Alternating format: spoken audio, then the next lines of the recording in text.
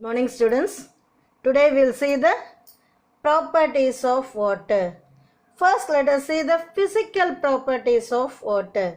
In physical properties when we are saying it is colorless and volatile liquid.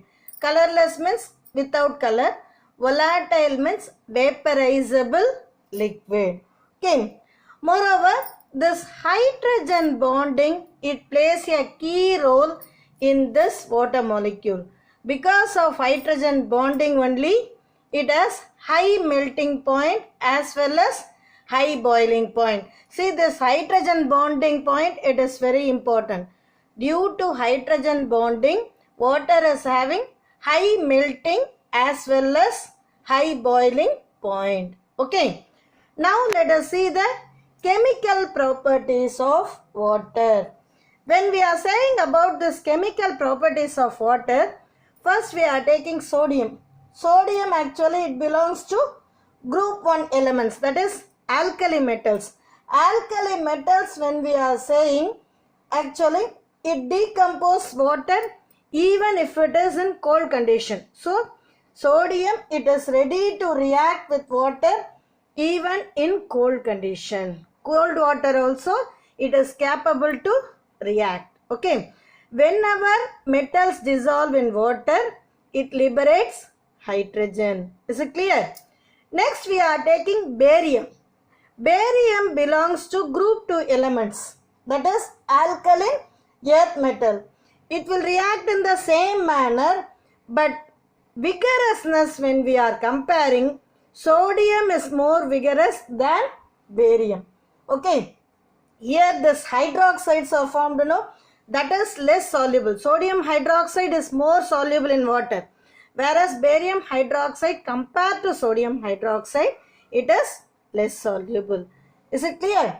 Next we are taking transition elements. For example, we are taking iron here. So transition elements, actually it reacts with hot water or in steam. At that time only it is forming corresponding oxides. See, with alkali metals this water is giving hydroxide. Same manner with alkaline earth metal also it is giving hydroxide only. Whereas with transition metals this water, that too in hot condition, it is forming oxides in spite of hydroxide. For example, even this iron also it is reacting only with steam, that is water in vapor condition. At that time only it is forming iron oxide. Is it clear?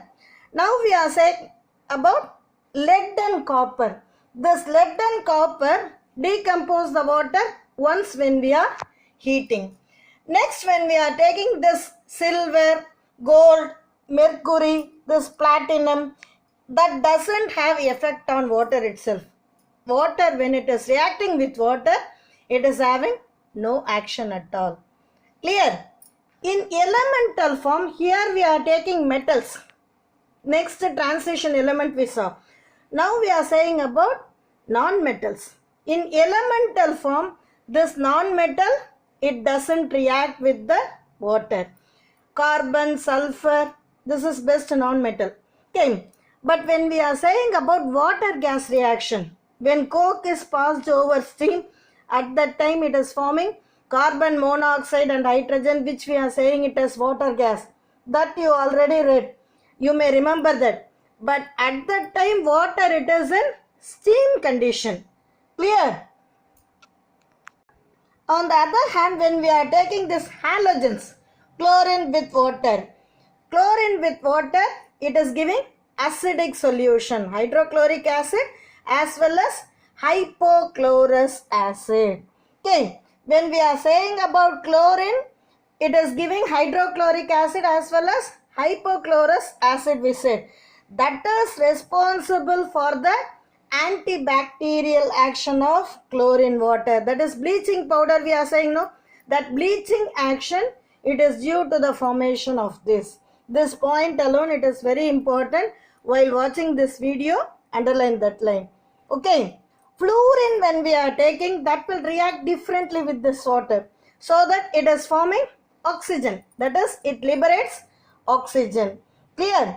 Same manner, compounds of non-metals, that is CO3 2 minus we are saying, no, that is compounds of non-metals, even that react with water to give either acidic solution or alkaline solution. Okay, now let us see the amphoteric nature of water. What is meant by amphoteric? That is, it will act acidic as well as basic. When we are saying this first equation, just see this first equation. Here water, it is donating H plus ion. That is why NH4 plus OH minus. So in first equation, water acts as an acid.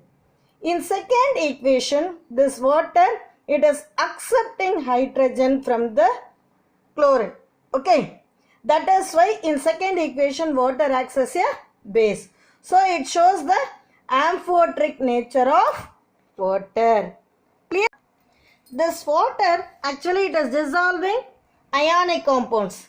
In addition to that, it also hydrolyzes the covalent compounds, some covalent compounds. For example, silicon tetrachloride. On hydrolysis, what happened? It is giving silica. Same manner, phosphorus pentoxide also, once when it is dissolved, it gives phosphoric acid.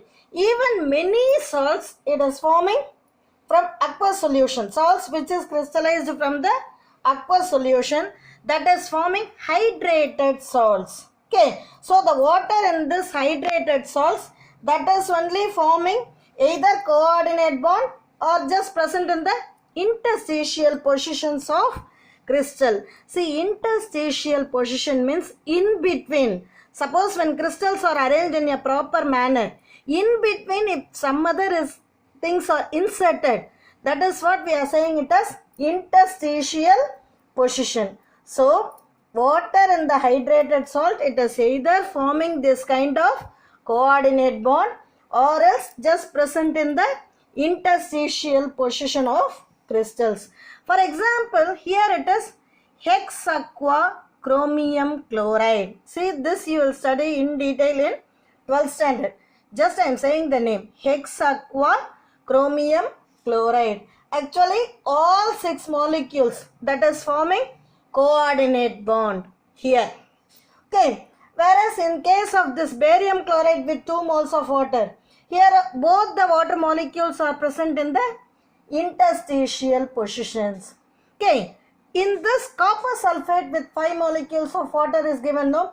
In that 4 molecules of water, it is forming coordinate bond, whereas 5th position outside the coordination, that is forming intermolecular hydrogen bond. Okay, see, that is given in page number 108. See the diagram for copper sulfate pentahydrate. Okay, in next class we will discuss in detail about the hardness of water, which is a important topic. With this we will complete today's class, students. Thank you, students.